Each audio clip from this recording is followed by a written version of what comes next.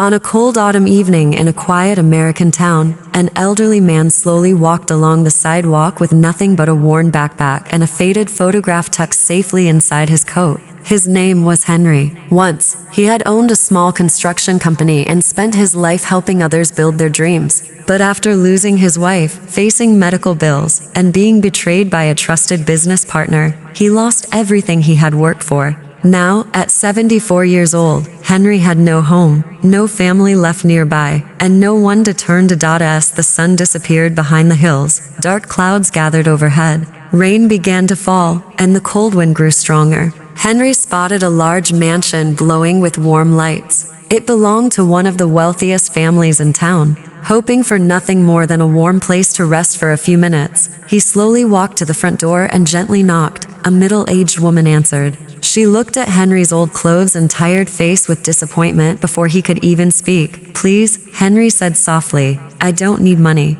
Could I sit on your porch for a little while until the rain slows down?" Before she could respond, her husband walked over. "We don't allow strangers here," he said coldly. "Go somewhere else." Henry politely thanked them anyway, and turned around. The heavy rain soaked his clothes as he walked away. Neither of them noticed the sadness in his eyes. Across the street, a young widow named Emily had quietly witnessed everything from her small house. Emily worked as a school teacher and lived with her 8-year-old daughter, Lily. They didn't have much, but they believed kindness was more valuable than wealth. Emily hurried outside with an umbrella. "Sir," she called, "please come inside. You're freezing." Henry hesitated. "I don't want to be a burden." "You won't be," Emily replied with a warm smile. Inside the cozy little home, Lily offered Henry a dry towel while Emily prepared hot chicken soup and fresh bread. They sat together at the dinner table, laughing and sharing stories as if they had known each other for years. Henry told them about his late wife, his business, and the life he once had.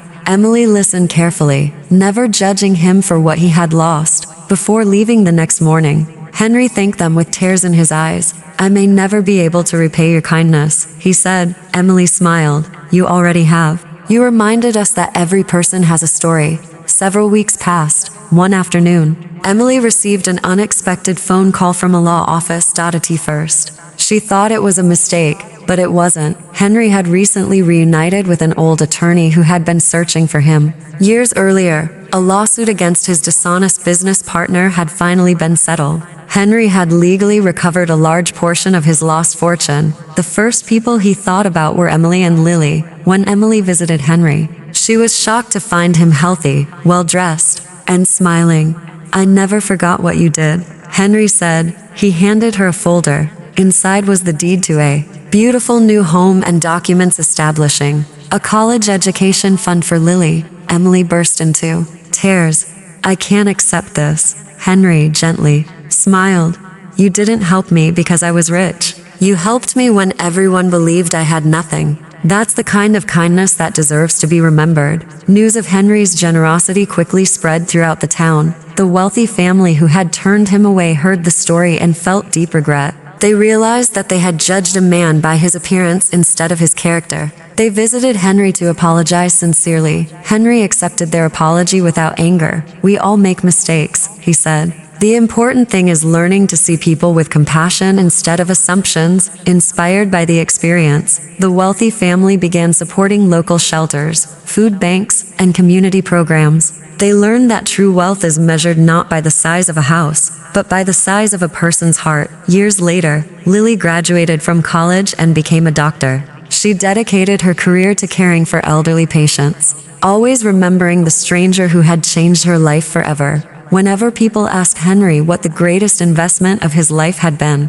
he never mentioned his business or his money. He simply smiled and answered, "The greatest investment is kindness. It always returns when you least expect it." And in that little town, people never forgot the story of the rich family who refused to help an old man and the ordinary family whose compassion changed every life it touched. Moral of the story: never judge someone by their appearance. A single act of kindness can change lives, inspire entire communities, and create a legacy that lasts for generations.